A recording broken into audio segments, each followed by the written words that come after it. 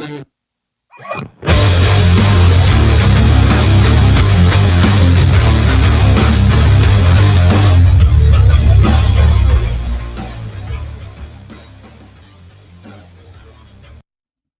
going on, guys? It's another edition of the Evolution of Sports Talk Television. It's the Sports Web here, live on a Thursday night edition, brought to you by Amped Up Sports here with the great Leo Haggerty as we go through an overview of the divisions in the NFL right now, the NFC South and an NFC West tonight. Without further ado, let's get out to the legend himself. From a Coach Scout and now media member of Night Sports Productions, Amped Up Sports, here we go!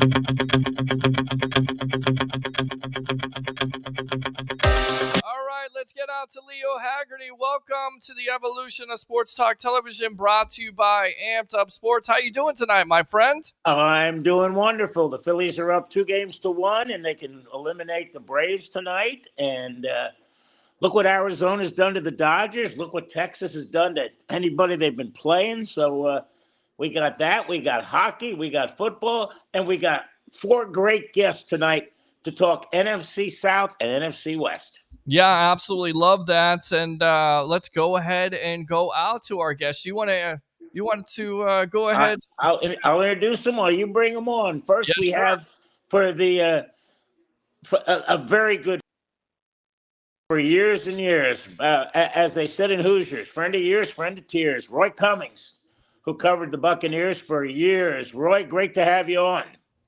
Good to be here, Leo. Thanks for having me. Yeah, and then we got Pat Jean-Quinteri, who's down in New Orleans, and he's covering the Saints for us. In fact, Peter, he's been credentialed for every home game down in the Saints. Wow.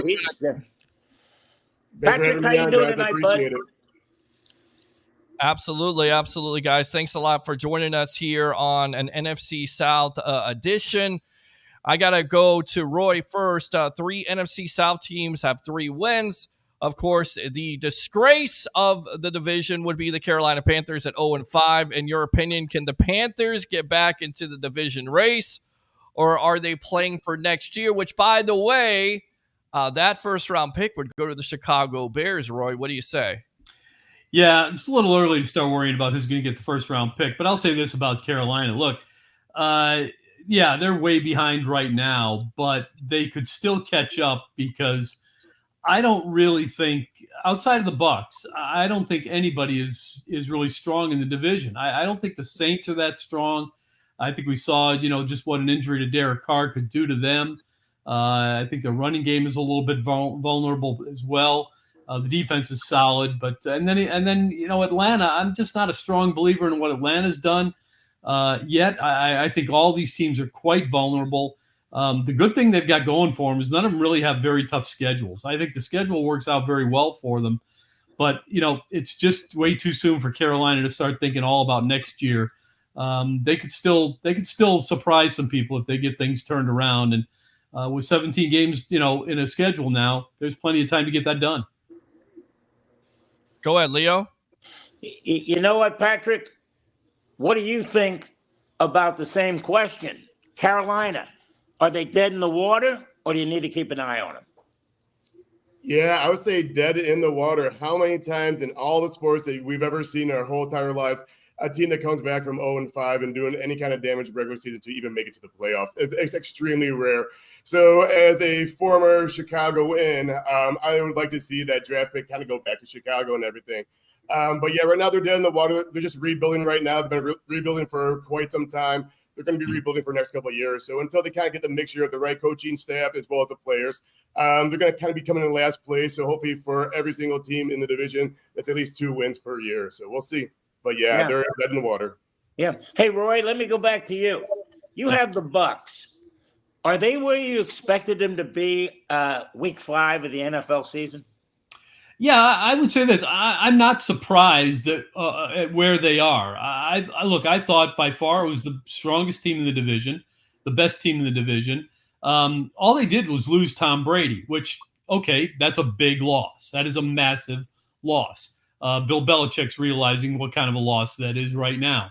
But, on the other side of things, look, they've still got all the weapons that made Tom Brady, it helped them win a Super Bowl here, and plus a strong defense, a developing pass rush, a pretty deep secondary, a solid kicker.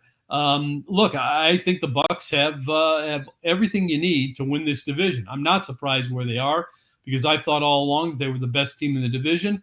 And they've got a schedule that if you just go out and beat the teams you should beat, they could easily win 10 games. Yeah. Patrick, let's go back to you. You see the Saints week in and week out down there. Are they where you expected them to be after 5 games? Yes and no. The record 3-2. I kind of have them at 4-1 right now. Losing in Green Bay, up 17-0 and to lose that, I think it really put a damper, and especially with Carr being hurt. And kind of like Roy said, the quarterback right now is going to be the issue for New Orleans, where the Buccaneers, they're solid right now. The whole team chemistry, yeah, you lost one player, and yeah, you lost a GOAT, but Mayfield's doing quite well. And when Tampa Bay came here to New Orleans, it looked like a really good team, and Mayfield's going to be just fitting right in. So I agree with everything that Roy said, but the Saints, minus that loss, offenses right now is very questionable. Carr being hurt and coming back against Tampa Bay not looking as 100%. It's going to be an issue the entire season. The running game is about to start off with Kamara coming back, but they're kind of where I'm at mentally, but physically, I'm kind of thrown up right now. It doesn't look really good right now for them. Got to ask you, Roy, which player or 2 players can the Bucs ill afford to lose at this juncture, in your opinion? A lot of people would probably say Baker Mayfield, but let's not forget, Kyle Trask looked pretty good in training camp, so I won't go there. Right now, I think it would be Tristan Wirfs because the swap at tackle is working out okay, but Baker Mayfield can't spend all day long running for his life. So I would say that's number 1. And I honestly think on the other side of the ball, Vita Vea. Look, this guy just does so much to disrupt. He's a tremendous, he just plugs the gap. He takes up 2 blockers.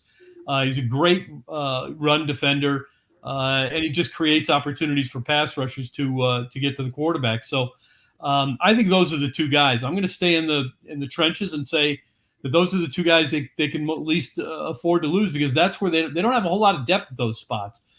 They could lose Mike Evans and may not even be with them this week. We'll see, but they've got plenty of depth at receiver. They've actually got depth at running back. Hasn't shown, but I think there's some depth there. But offensive line, defensive front, not as deep there. And those are 2 guys that I think they absolutely have to have.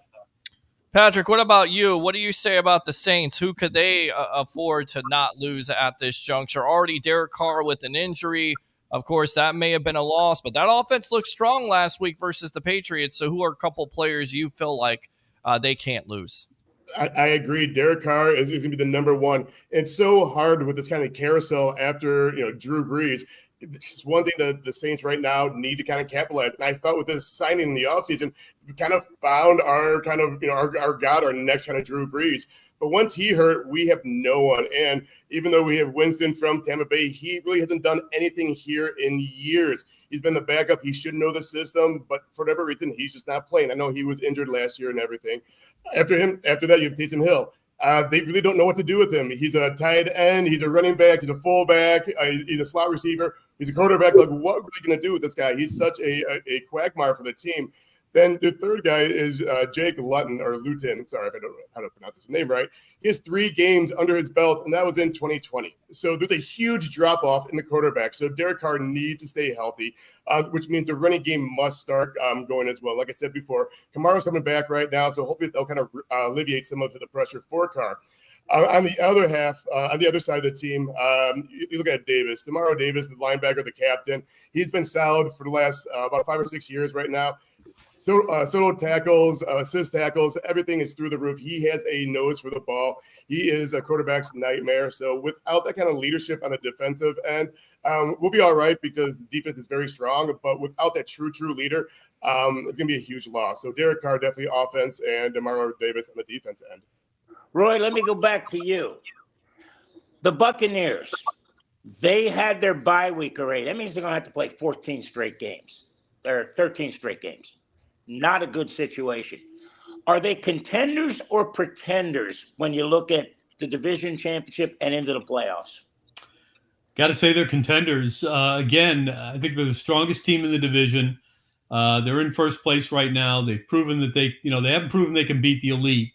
Kind of a big test this week against Detroit. To me, this is another measuring stick kind of game, maybe even more of a measuring stick, really, than the Eagles game. Because look, who expected the Bucs to beat the Eagles? Nobody.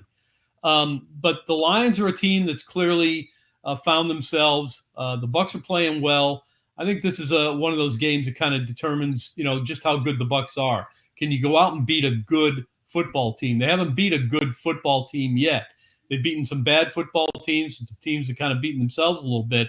So this is an opportunity to go out and beat a team that's playing well, has some depth, and I think it'll be not a signature win, but I think it's going to give them a lot of confidence if they can win it. If they can't, it could be it could be a sign that there's trouble down the road. But 14 games in a row, not easy, but hey, you know what? They're pros. They got to figure it out. I believe they will. Patrick, Saints, contenders or pretenders? So I actually had to ask my girlfriend to actually flip a coin because I was really torn. I'm still on the fence right now. So I'm going to say they are tenders. So it matters who shows up. It matters if Carr is healthy. As of right now, let's pretend everyone is healthy and they're going to be playing all 17 games. I'm going to say they are contenders. Right now, they're 2-0 away games, and I believe if you are very strong in away games, your record should be above 10 games winning. So I think right now with the Saints doing very well on the road. Atlanta last year was 1-7, so I really don't see them being contenders on the road. I think Tampa Bay was like 3-5 last year. So right now, I'm hoping that I'm praying that the Saints will continue this away winning style right now. If they do that, they are definitely contenders. All right, guys. So it sounds like, at the end of the day, you're saying it's the Bucs and the Saints. Roy, can you see somebody else being a divisional champ, maybe the Falcons with Desmond Ridder, or does it come down to a two-team race with, once again, the Tampa Bay Buccaneers or the Saints? Yeah, I think it's a two-team race. Look, even though I don't think Carolina is dead in the water, they're certainly foundering. There's no doubt about it. They're taking on water, that's for sure. And I'm just right now, I'm not a big believer in the Falcons. Again, the schedule is favorable, but I just don't think that they have the talent around Ridder to make it work right now. I think they're at least a year, maybe 2 years away from truly being contenders. So I'm going to say it's a two-team race, and it might be a pretty good race down all the way down into late December and January, because again, I think the schedule for both sides just kind of favors both teams. Go out and beat the teams you should beat. You're probably going to be in the race here. And again, 10, 11 wins, it may take that now, believe it or not, in this division, when there was a time we thought maybe 8, 9 wins could win the division. Let's go out to Patrick. Same question. Bucs and Saints, any chance for the Falcons or the Panthers to jump back in it? Or in your opinion, is it a two-team race? Yes, I do believe it's a two-team race. Carolina, they're going to be 0-17.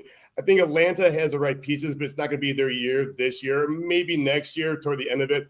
But watch out for them in about 2-3 years. So it's really up to the Saints and Bucs. And since I lived in both cities, I have to go with the Buccaneers just because they've proven year after year they have the right game pieces right now to actually kind of do some damage in the playoffs. So I think the Buccaneers right now is going to be the number 1 seed to kind of win the South. Saints will be right behind them. I think injury is going to kind of catch up with them throughout the entire season. Atlanta's not there yet, a couple of years, and Carolina, like I said, we'll get 2-0 every year against them. So until they've proven anything different, I think it's going to be the division for a couple more years. Roy Cummings, Patrick G. Quinteri, thanks for coming on. We're going to talk to you again back in November once we get halfway through the season. Guys, you have a great weekend. Thanks for having us, Leo. See you guys. All right, good stuff there. So breaking down the NFC South, something a little bit different here that we do on a Thursday night. On the Sports Web, we break down divisions, talk to professional correspondents here, live on Amped Up Sports. I'm your host, Peter Blake, along with the legend himself, Leo Haggerty. So your original thoughts, do you feel like the Falcons or the Panthers can jump in this race? Or, once again, is it Bucs and Saints? It's a two-team race, in your opinion? I think, Peter, Carolina can be the spoiler. Okay, they down the road, but again, I think they got the wrong quarterback. That's me. I've said that since day one. I love the kid's heart. I love the kid's competitiveness, but daggone, he's 6 foot tall. Maybe. And that's just not something you want to mess with in the NFL. If the Falcons can get away with Bijan Robinson right, Bijan Robinson left, and then hit the tight end over the middle, yeah, then it gets interesting. Then it gets fun. But I'll tell you what, I think in December it's going to come down to Saints and Bucks, and let's see what happens. Roll the dice. All right, I tell you what, let's go on to the comments really quick here. Anthony Richardson, Colts Messiah, Black Superman first. You know I'm right. Hi, Pete. What's going on? Anthony, Lions will beat the brakes off the Bucks. Lions are a playoff team. We will see if you show up on Sunday if the Lions get their brakes beat off of them. Troy seems lonely in need of attention tonight. Christopher Cole says, hey, guys. Anthony Richardson, Mild Evans will sign with the Texans so he can retire closer to his hometown, Galveston. I think he said Mild, but he meant Mike. And Roger Shue says, hi, Pete, great show, going to bed. Well, there you go. That's your cure for insomnia right there. Roger Shue, not feeling good. I hope you feel better, my friend. What do we got coming up next here on the Sports Web, brought to you by Amped Up Sports? You know, we've got the NFC West, and we've got two excellent correspondents there. We got Rick Moore, who is one of the original 6 back when we started Night Sports Productions back in 1999. I don't even know if he remembers that far back, but Rick, thanks for joining us. I can't remember yesterday, Leo. I'm supposed to remember that. I'm telling you. And the second one we have is Brady Grissom, who covers the Seattle Seahawks for us. Yeah, you do have him. Welcome to the Evolution, my friend. How you doing? Pretty good. Doing fine. My God, look at he got the hat on and everything. Hey, he's ready to roll. So, Peter, let's get at it. Yeah, let's definitely get out of here. Let's start off, Rick, with the division right now. Actually, 49ers are leading the NFC West at 5-0. Seahawks are 3-2, Rams at 2-3, Cardinals at 1-4. Rick, in your opinion, can Arizona get back in this division race? Are they playing for next year? No, it's too late for the Cardinals. I saw this early, and then Connor went out with the injury, and that pretty much sealed it for them. So I think they're playing for next year. Connor come back healthy. Murray come back. I don't even believe they're going to play Murray for the rest of the year, to tell you the truth, Peter. They might, but why? They're not going to win. They're really playing above their head, and they've only won one game. Of course, that was against the Cowboys, so that was a very important win for them. But with Connor going out the other day, he's responsible for 50% of their rushing. I don't think they're ever going to come back this year. They're certainly playing for next year. Healthy Murray and a healthy Connor, and make a few trades, get a little more power up on that line. And I think that's what they're playing for. So not this year, Peter. Yeah, not this year, and I don't think they're going to play for this year either. And you go back to Murray, they may move on because simply they may be tanking. Although, Brady, they haven't really looked like they're tanking. What do you say? Same question with this division the way it is right now with the 49ers completely dominant. Do you think the Cardinals can get back into it, yes or no? Going off that, Peter, probably I'm gonna say no, because with how in the other three teams in that division, Rams, 49ers, Seahawks, our bye week has been incredible because Jamal Adams is coming back. We got the 2 linemen back, and with the way Devin Witherspoon has been playing, he may be Defensive Rookie of the Year. And those 49ers, their team is incredible this year. They're playing very well. And with the veterans on that Rams team, I just don't think there's any coming back for the Cardinals. You know what, Rick? You cover the 49ers and the Cardinals, so you go from sugar to you-know-what with that 2 groups. Are they where you expected them to be after week 5? The 49ers at 5-0, the Cardinals at 1-4? You know, that's exactly what I expected, Leo. That's what I did on the last show. 49ers going to be undefeated 5-0. Cardinals going to be in serious trouble. Matter of fact, even though the Cardinals have only won 1 game, I think they've outperformed the way I had them at the beginning of the season. So 49ers are playing the way I knew they would. I predicted them to probably make it to the Super Bowl in their last show. Of course, they've got to deal with the Eagles and then probably going to see the Chiefs in the Super Bowl. I'm not positive it's going to be 49ers or the Eagles, but 49ers are right where they're supposed to be. They're playing very well. A lot of guys healthy, and Purdy is out of control. And I think they're exactly where they're supposed to be, and I think that they're going to be there at the end, Leo. Yeah, Brady, you mentioned this. The Seahawks are 3-2, and they've had injuries galore, and they managed to win 3 to 5 games. And you got the Rams at 2-3, so you got them within 1 game of each other. Are they where you expected them to be after Week 5? With the Seahawks, not really, but I'm very happy about it. With the Rams, that was kind of a bit of a surprise because I expected them to play better. I'm very happy they're not, but I expected them to.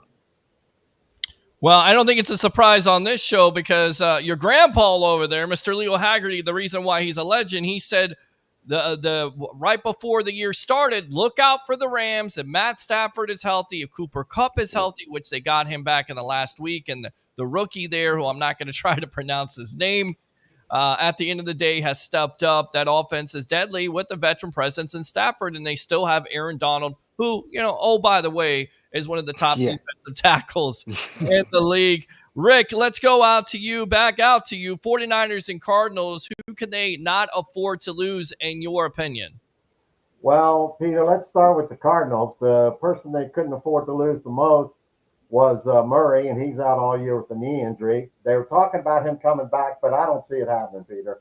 Why would you bring him back in a season like this? Let him heal up. And then, of course, the number 2 guy, Peter, was Connor. And Connor's been playing great football, been the bulk of the offense, and then he goes down last week. And we don't know how long he's out. They put him on IR, so we know 4 or 5 weeks for sure. So the 2 people they couldn't afford the most to have go out are out.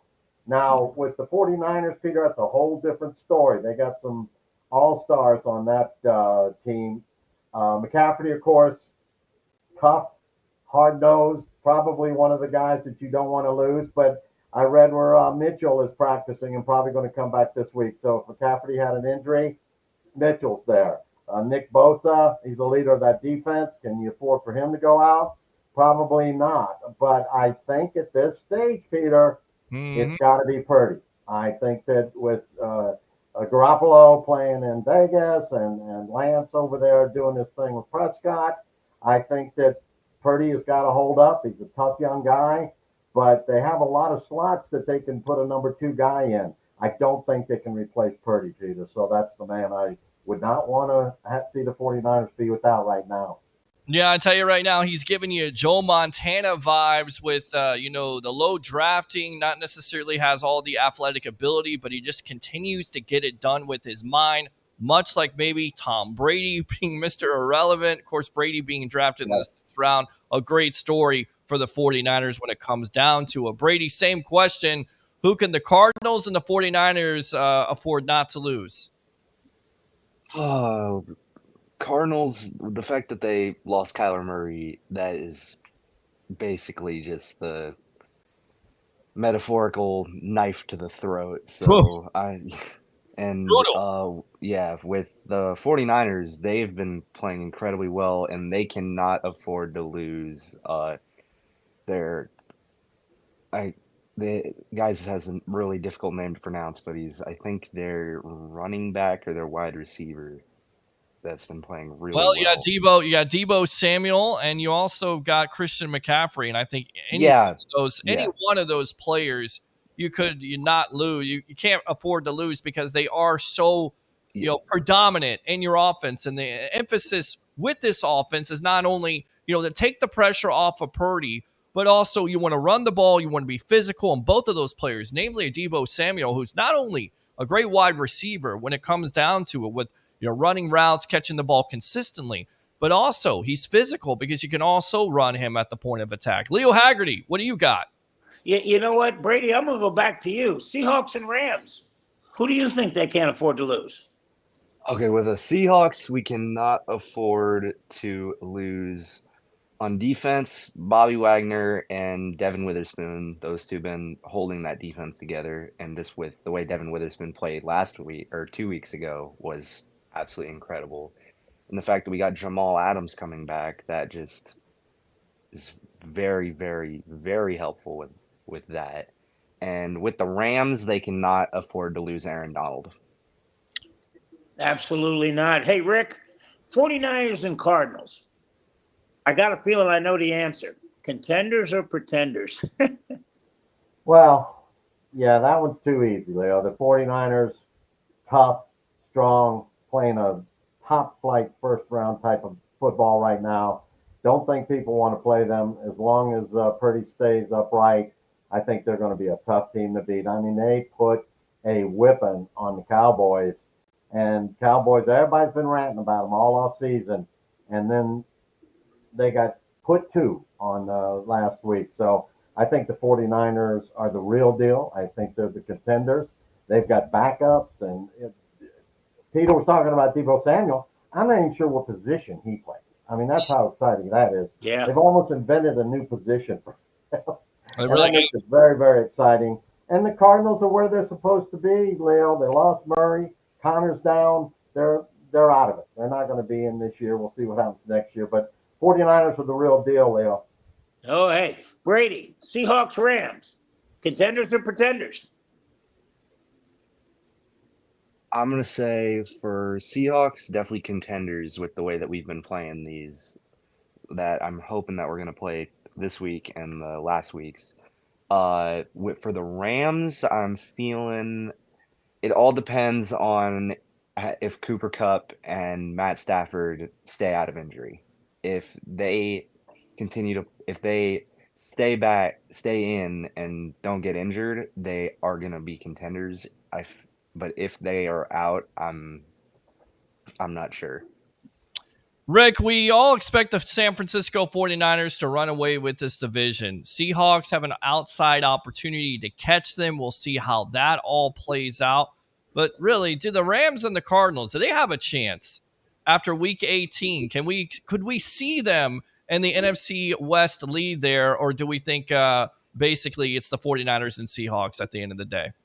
Peter, 49ers and Seahawks. Rams have got a great team, but they lost a tough one with cutback last week, caught a bunch of passes.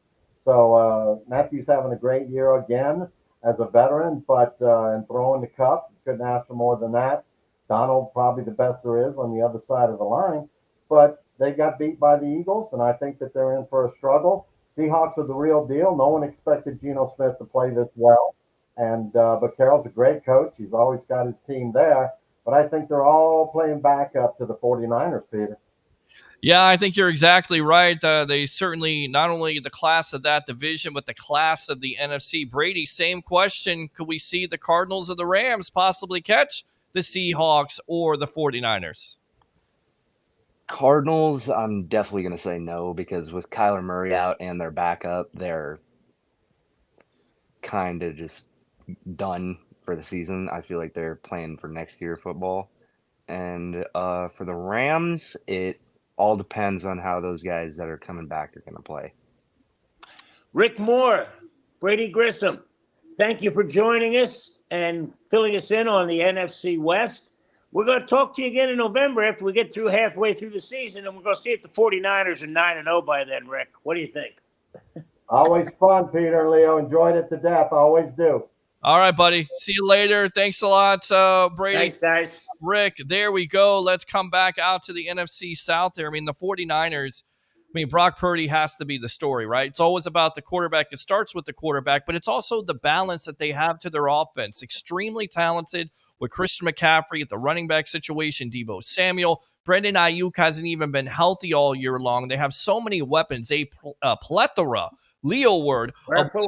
That's right. Absolutely on the offense. And then defensively, they can get after it too with Nick Bosa and Fred Warner. Who can stop this 49er team besides the obvious choice, the Philadelphia Eagles? That's it, Peter. And I'll tell you what, they play each other, I think, sometime in the middle of November.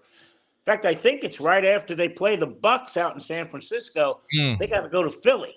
Yeah. So, yeah, that's going to be a precursor, another Leo word, of the NFC Championship game, I think. It's just going to be a matter of where they're playing it. Are they going to play in Philly or are they going to play in San Francisco? So that's I predicted before the season started the Eagles would win 14 games.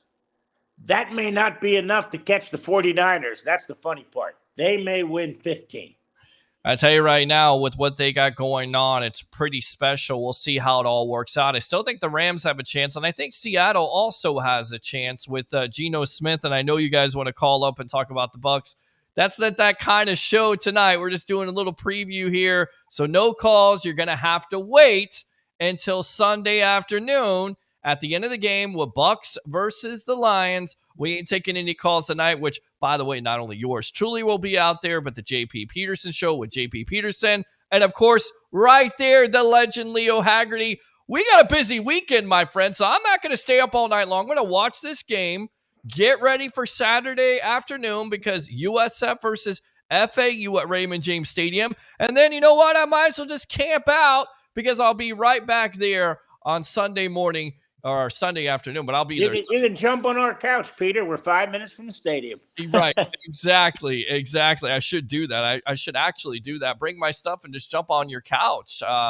Maybe I'll do that. Save some gas instead of coming all the way back. Absolutely. But hey, Peter, thanks for hosting this. Appreciate it. Absolutely. Leo Haggerty, the legend. We'll see you soon here on the Evolution of Sports Talk Television, my friend. Okay?